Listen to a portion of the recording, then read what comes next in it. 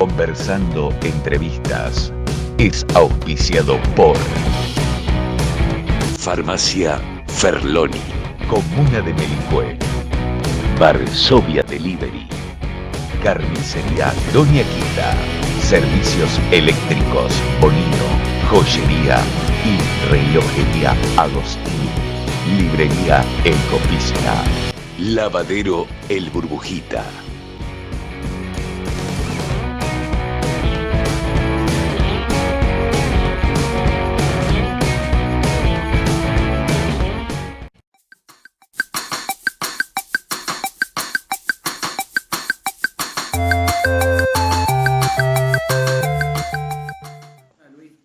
Conversamos con un abogado de nuestra localidad. Ahora es fiscal de homicidios en la ciudad de Rosario, quien actúa en representación del Ministerio Público en defensa de los derechos de los ciudadanos, además de ser profesor en la Facultad de Derechos. Hoy conversamos con Luis Schiappapiedra. Muchísimas gracias por atendernos y por tomarte unos minutos con nosotros. Y como primer pregunta para ir arrancando, que nos comentaras un poco, bueno, cómo llegaste a estudiar y bueno, de esos años que estuviste en Melicué y que después, bueno, ya te fuiste para empezar a formar tu carrera. Hola, ¿cómo te va? Buenas tardes, todas y todos. Gracias por la llamada y por interesarse en tener una charla conmigo. Yo vine a estudiar, bueno, como mucha otra gente, a Rosario cuando terminé el colegio secundario, tendría 18 años, esto fue en el año 93, 92, 93. Y bueno, ya después me quedé aquí y bueno, ya empecé a trabajar acá en distintos lugares, empecé a estudiar, estudié abogacía, obviamente, me recibí en 2001 y bueno, y después empecé a trabajar acá y ya después formé mi familia y me quedé acá. ¿Y de algunos recuerdos que tengas de Melicué, tus compañeros? No, más que recuerdo, yo sigo yendo mucho a Melicué, así que tengo mucho contacto con mi familia, obviamente, y con la gente del pueblo, con mis amigos. Por ahí le perdí un poco el rastro a algunas generaciones más chicas, pero en general sigo manteniendo mucho vínculo con el pueblo. Tengo grupos de amigos y demás con los que hablo de Melicué y voy a Melicué y me intereso por Melicué, así que no lo vivo solamente como un recuerdo a Melicué, por decirlo así. Y hablando un poco... Igual, sí. Recuerdo tengo todos, los de mi niñez. No, perdón que te interrumpí, Luis. No, digo que recuerdo, tengo muchos, tengo todos los recuerdos de mi infancia y de cuando fui un poco más grande también, y como te digo, sigo siendo mucho Melicué y teniendo experiencias todo el tiempo con Melicué, así que por suerte el vínculo no lo he cortado ni lo voy a cortar, supongo, ¿no?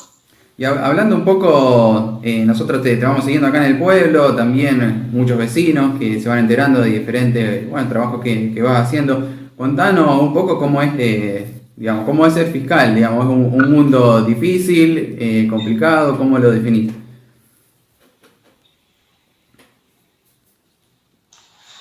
Mira, depende de varias cosas. No sé si diría que es un mundo complicado, difícil. Es un trabajo que es bastante nuevo, ¿viste? Porque nosotros trabajamos en un sistema que se reformó, el sistema penal se reformó mucho y cambió mucho la metodología de trabajo. Sí es, digamos, como novedoso en el sentido de que tenemos bastante más exposición pública, por decirlo así, y el hecho de que el sistema sea todo oral hace que que mucha de nuestra actividad sea mucho más visible. Por otra parte, yo trabajo como fiscal en una fiscalía de homicidios acá en Rosario y los hechos que me tocan investigar son homicidios y entonces ya eso en sí mismo tiene una connotación así bastante pública, por decirlo así. Hay, digamos, los medios de comunicación se ocupan bastante de esos temas.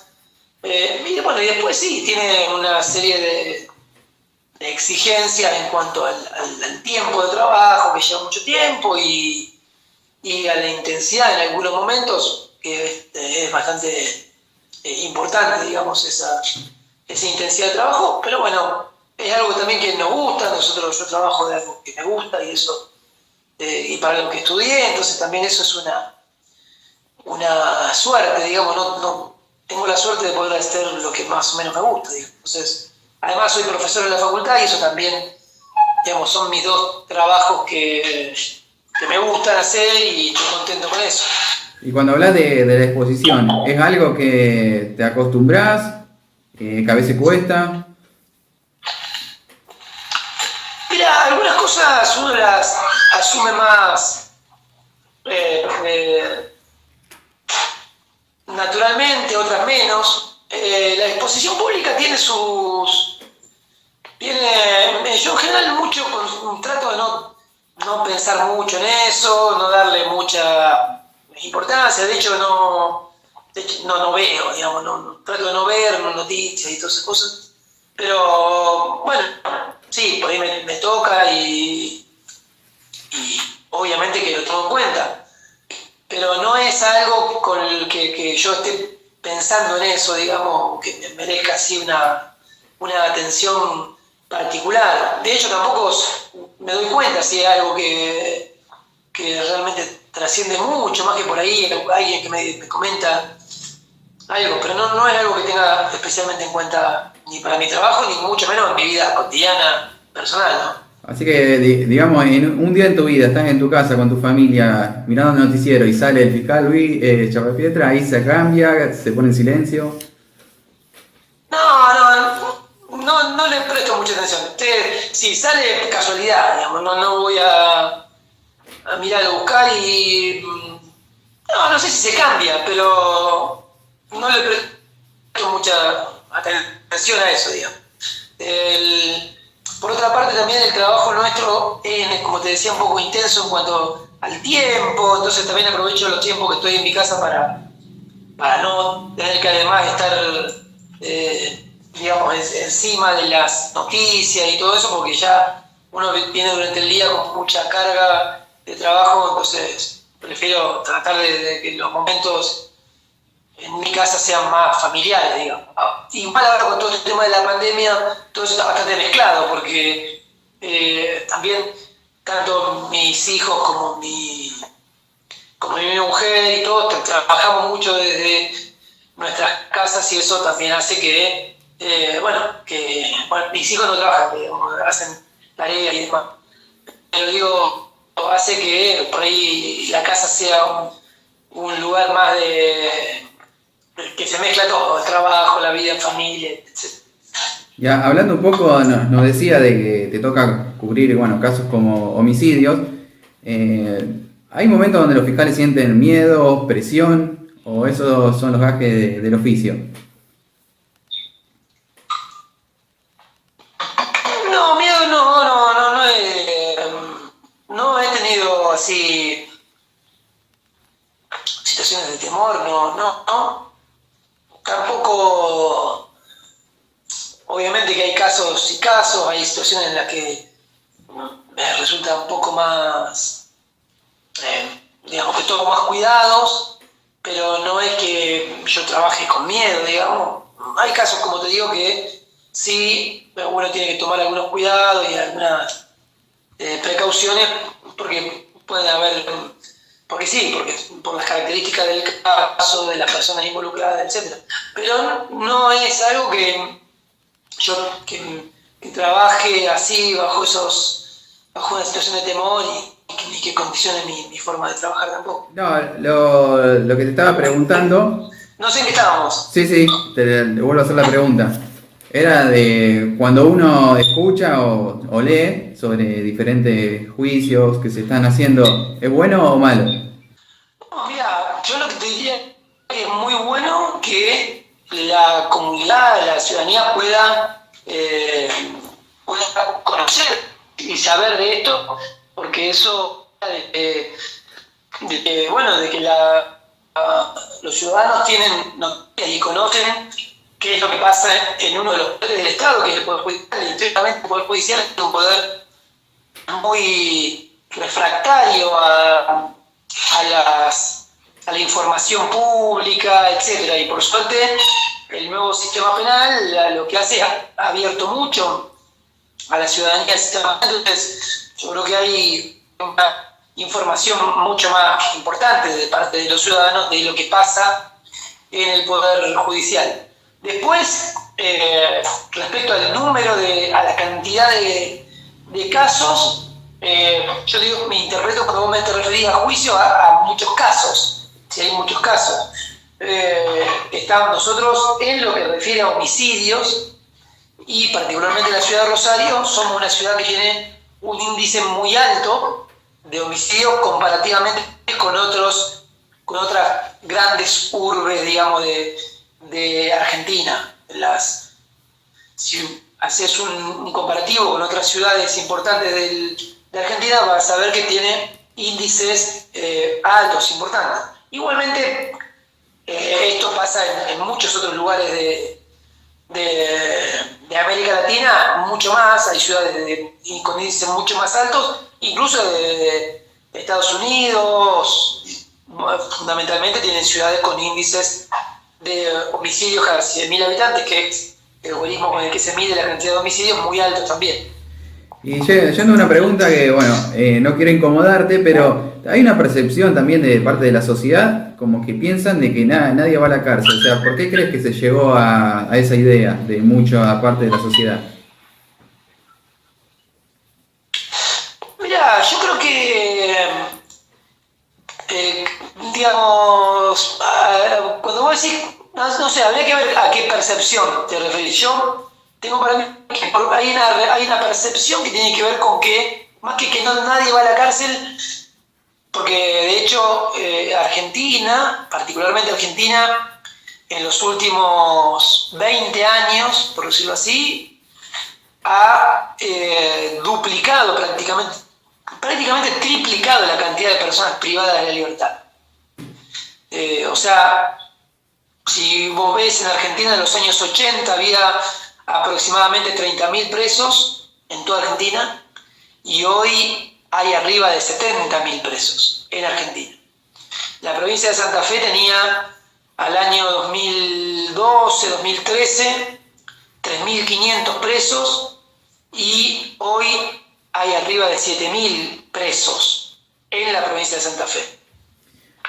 Con lo cual, el número de personas privadas de libertad es importante, creció mucho el número de personas privadas de libertad cada 100.000 habitantes, de modo que esta percepción que vos decís, bueno, como te digo, en la realidad no sé si tiene un correlato, pero sí creo que muchas veces la población o algún sector de la población lo que advierte es que hay determinados sectores de la sociedad que uno puede advertir cometen algún tipo de delito no tan grotesco, digamos, que visiblemente no es tan ostensible, como puede ser un robo en la calle, o un robo o un homicidio, digamos. Un homicidio no sé, pero estamos más acostumbrados a ver personas privadas de libertad por estos hechos más predatorios, callejeros. En cambio, hay otro segmento de la criminalidad que es bastante más difícil que termine tras la reja, porque también es más difícil que los sistemas de investigación avancen sobre ellos, que son los que habitualmente conocemos como delitos o crímenes más complejos o más sofisticados, o que tienen que ver con otra clientela penal que no es la típica clientela que uno está acostumbrado a ver en las cárceles de América, te diría, y de Argentina. Sobre eso creo que los sistemas penales la reforma que hubo en Santa Fe fue una reforma que se extiende en buena parte de América Latina. Yo creo que sobre eso los sistemas penales tienen todavía una deuda pendiente. Te diría más que los sistemas penales, las democracias latinoamericanas tienen una deuda pendiente porque claramente hay allí un déficit de legitimidad en general, ¿no? De la intervención del sistema penal, porque todavía cuesta mucho alcanzar, que el sistema penal alcance a esos segmentos de criminalidad, como te digo, poco habituales, ¿no? Criminalidad económica compleja, criminalidad organizada y sus desmembraciones, digamos, económicas que hay atrás de eso. Eso es bastante más difícil de percibir en los sistemas penales y bueno, y esas, justamente, entre otras cosas, este proceso de reforma que hubo en el sistema penal y en los poderes judiciales de América Latina tuvo en miras avanzar hacia eso, digamos, hacia una modalidad de investigación que quiebre la tradicional, digamos, inercia que ha tenido el Estado a la hora de direccionar la persecución penal contra los sectores, digamos, como te digo, que cometen esos delitos predatorios callejeros. Claro.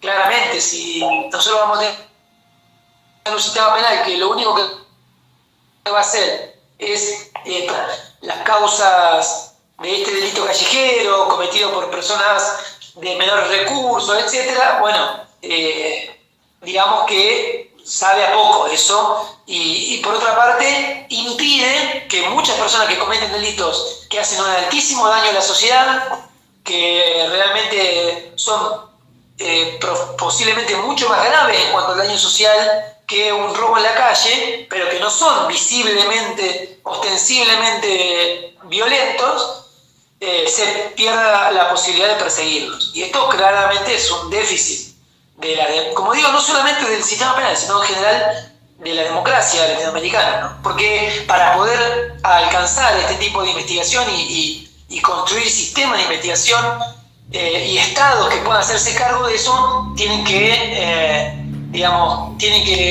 organizarse de una forma mucho más compleja, un montón de actores del Estado, no solamente un poder judicial y mucho menos el sistema penal solamente. Es bastante más complejo todo esto. ¿Y crees, Luis, que hay muchos casos de inseguridad que se dan por plena necesidad y si no con una intención de cometer un daño? Mira, yo creo que, es difícil contestar esa pregunta porque no tengo información empírica sobre eso, con lo cual estaría, digamos, siendo muy de opinión. Lo que te voy a decir es puramente una cosa intuitiva y de opinión. Yo creo que hay determinados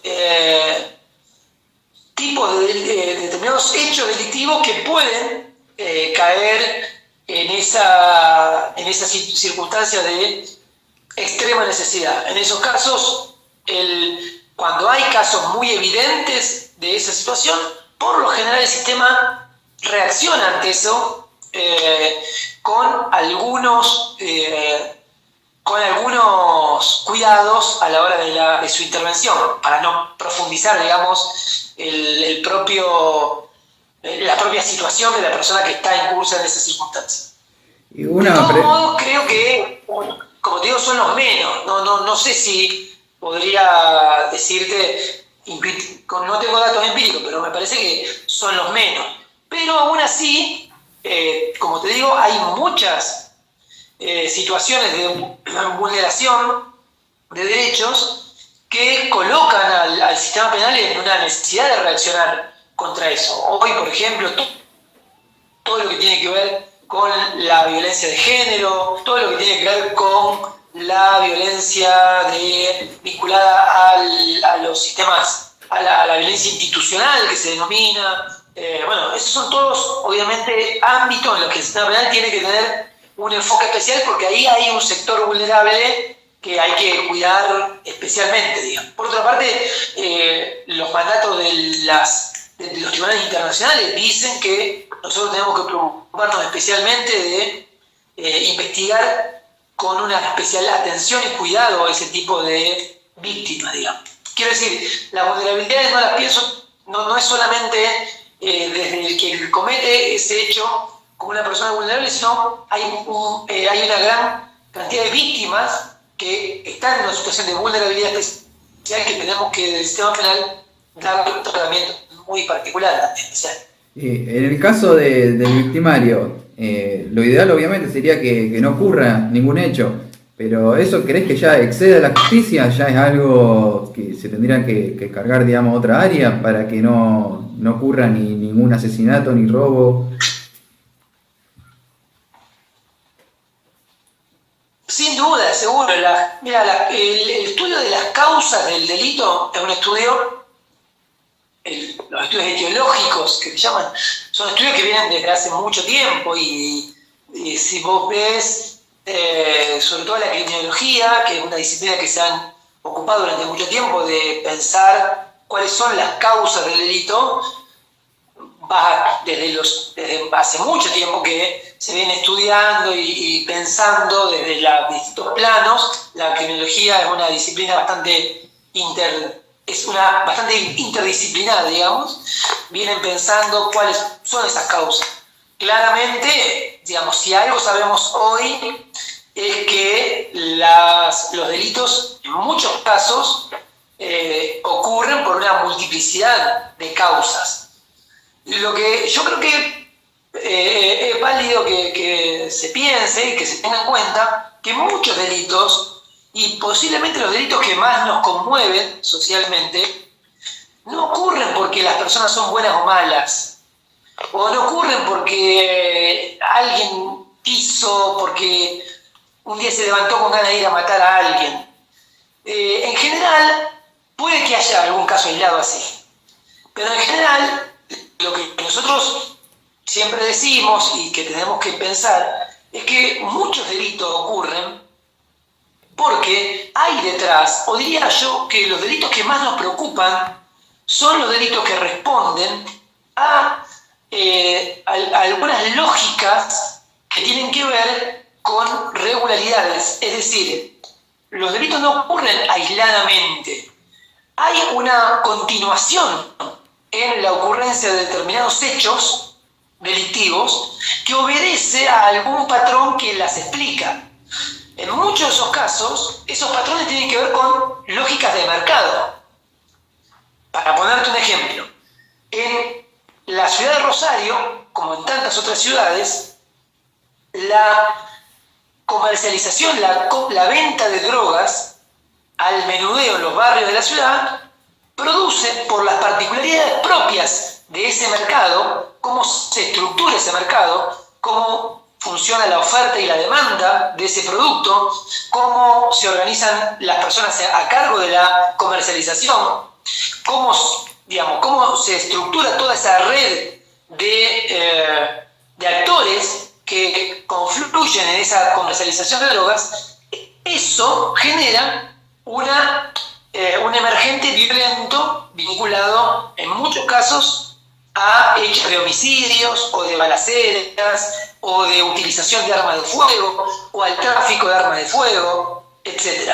Esos homicidios no ocurren aisladamente, sino que son parte de esta regularidad que está marcada en este caso por una forma de organización del mercado de comercialización de sustancia prohibida, para poner un ejemplo. Así hay otras regularidades. Por ejemplo, hay toda una regularidad que obedece ya no a lógicas de mercado, sino que obedece a patrones culturales y a formas de organización social, como pueden ser, por ejemplo, los delitos vinculados a los problemas de género. Acá hay otro nivel de regularidad, los atentados, las violencias que padecen las mujeres en el ámbito familiar. Bueno, estas son otras regularidades que tienen que ver ya no con una cuestión asociada a un mercado, sino que tienen que ver con la forma de organizarse patrones culturales, históricos, tradiciones, formas de concepción de la relación entre personas, etcétera, ¿no? Bueno, pero quiero decir, los delitos en general no es, digamos, me parece la mejor forma de advertirlos como que ocurren porque hay personas buenas o malas. Por lo general responden a algún patrón que las explica. Para hacer todo rápidamente y terminar la idea. A lo mejor en Berincuá no, por suerte, pero en la ciudad grande de Rosario, cuando te roban un teléfono, te lo sacan de la mano y te roban un teléfono, no te lo roban el teléfono para juntarlo en los barrios y coleccionar teléfonos. Lo roban para insertarlo en otro mercado de teléfonos ilegales. O sea, volverlo al mercado. Cuando roban un auto en la vía pública, lo roban para guardarlo en la casa o para dárselo a su novia para que vaya a pasear. Lo roban para comercializar las autopartes. Ese mercado, el mercado de la comercialización de autopartes, tiene como emergente una situación violenta que es la del robo de la camioneta. Pero se van a levantar y decir, bueno, tiene que ver con eso. ¿Me escuchás? Sí, ahí te escucho bien. ¿Vos me escuchás? ¿Me escuchás? Sí. Sí. Ahí está. Justo se cortó. Está. No, yendo un poco, digamos, más. Yo creo que ha habido mucho estudio de la criminología, de pensar las causas del delito, y nosotros lo que vemos hoy es que muchos de ellos obedecen a situaciones regulares, que obedecen en algunos casos a mercado, en otros casos a otras situaciones como potencial violencia de género. Sí, quería preguntarte ahora, Luis, más, digamos, en tu trabajo personal, de tu carrera, si podés elegir, digamos, un momento de mayor satisfacción y cuál fue también tu peor, digamos, una decepción para mencionar. Mira, yo trabajo bastante tranquilo, me gusta lo que hago, no sé si tengo un momento en particular. Básicamente estoy satisfecho cuando puedo cumplir así las metas que nos fuimos poniendo o en algunas investigaciones que más o menos que creemos importantes. Tampoco me creo que sean muy importantes, digamos, pero bueno, en general te diría eso, cuando logramos de alguna u otra forma cerrar algún caso que me llevó mucho trabajo, que por otra parte no siempre, a veces sí, pero no siempre son los que más trascendencia tienen, ¿no? A veces he tenido muchas satisfacciones, porque también el trabajo que yo tengo es un trabajo que trabajamos mucho con las personas, entonces a veces las satisfacciones vienen por cuestión, a veces alguien se está muy satisfecho con el trabajo que hacemos nosotros y eso repercute muy bien, qué sé yo. Yo creo que en ese sentido, digamos, me importa bastante más poder satisfacer. Nosotros trabajamos mucho con las víctimas de los delitos, así que me preocupa mucho más poder satisfacerlas a ellas que terminar yo, digamos, enamorándome de mi trabajo, digamos. Muchas veces es conveniente a veces sacrificar un poco lo que uno pensaba de eso en pos de poder garantizar y asegurar la expectativa de las víctimas de los hechos. Obviamente que no siempre nos sale, y bueno, cuando sale bien es cuando más contentos nos ponemos. Bueno, pero en ese caso, digamos, a través de la alegría de la familia, de la víctima y todo eso, en cierta manera vos también se te devuelve algo de lo que fue el trabajo, digamos, de haberte esforzado. Me imagino que debe ser... Seguramente. De seguro debe ser estresante también. Y bueno, creo que a lo mejor en esa alegría de ellos devuelve un poco de lo que hiciste. Totalmente, sí, seguro que sí. Luis, para ir liberándote y agradeciéndote desde ya este contacto, hay algo que quería preguntarte, espero no incomodarte, pero hay algo que se habla mucho en la sociedad, se debate en los medios, y es sobre la pena de muerte. No sé si tenés alguna opinión formada, si a lo mejor tenés algún dato que consideres como para decir si tendría que estar o no. Mira, no, yo creo que no, creo que por varias razones, no es conveniente la pena de muerte. Yo lo que, la pena de muerte, vos sabés que es una pena, la pena es un castigo público, es el castigo que impone el Estado, eso es una pena. El castigo público tiene que tener alguna limitación, porque el Estado es una entidad que nos nuclea a todos. El Estado no puede, para evitar delitos, cometer delitos, digamos, ¿no? Para pensar el punto. Nosotros en Argentina tenemos nuestra Constitución prohíbe la pena de muerte. Nosotros tenemos suscrito el Pacto de San José el llamado Pacto de San José de Costa Rica, que es la Convención Americana sobre Derechos Humanos, que prohíbe expresamente la pena de muerte, y que para imponer la pena de muerte debiéramos denunciar el pacto y entonces después de un periodo poder regular sobre eso. Incluso aún así sería contraria al derecho internacional de los derechos humanos, porque vos sabés que en materia de derechos humanos hay un principio que es el principio de progresividad, que quiere decir que los derechos humanos siempre hay que interpretarlos pro homine, es decir, aumentando las libertades y las garantías y nunca disminuyéndolas.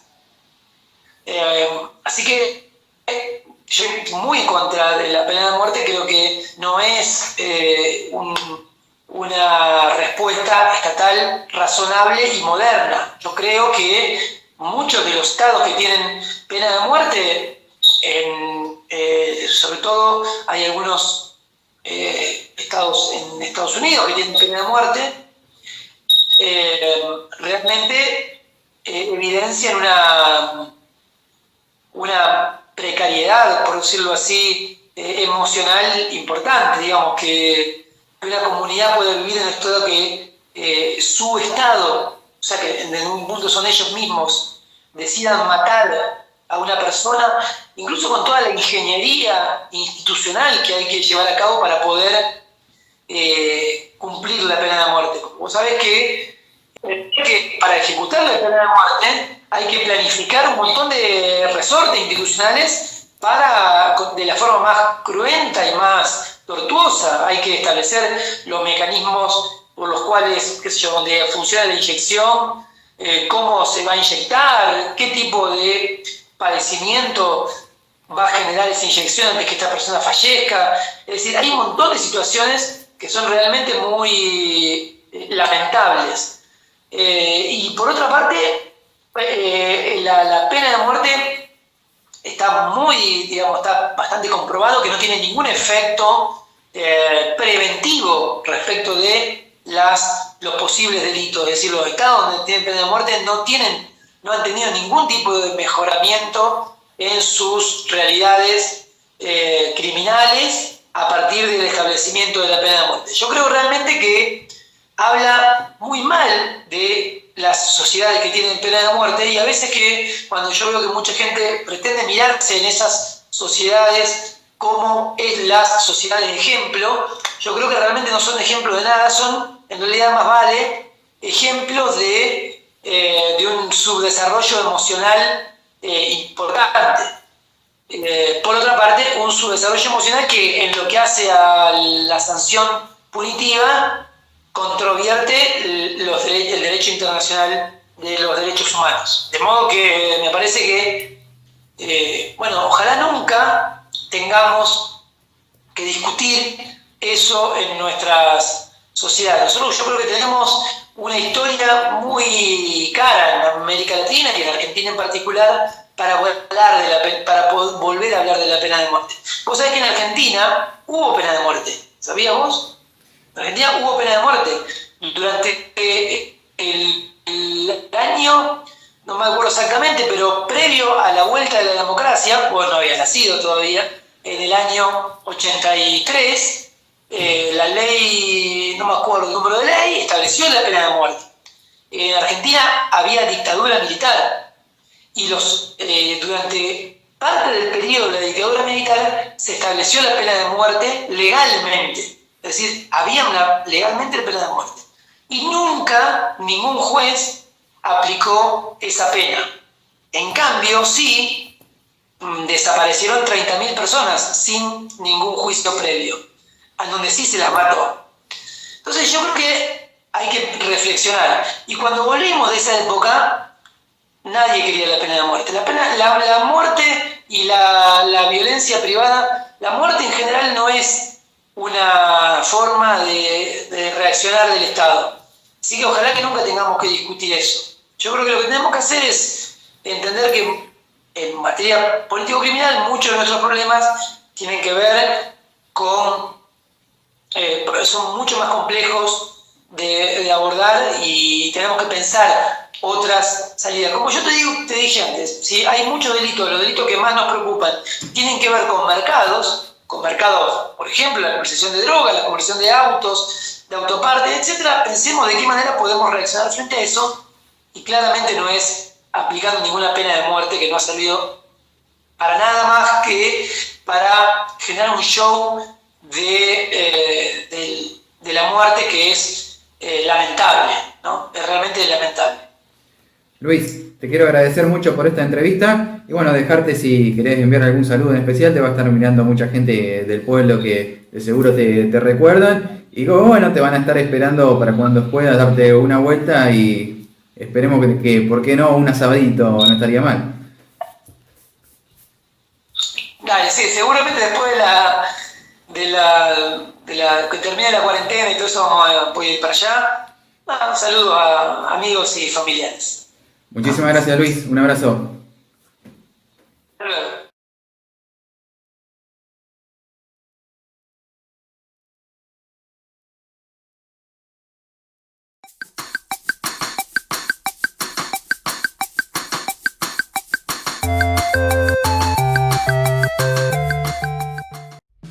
Conversando Entrevistas es auspiciado por Farmacia Ferloni, Comuna de Melicue, Varsovia Delivery, Carnicería Doña Quita, Servicios Eléctricos Bonino, Joyería y Relojería Agostini, Librería El Copista, Lavadero El Burbujita.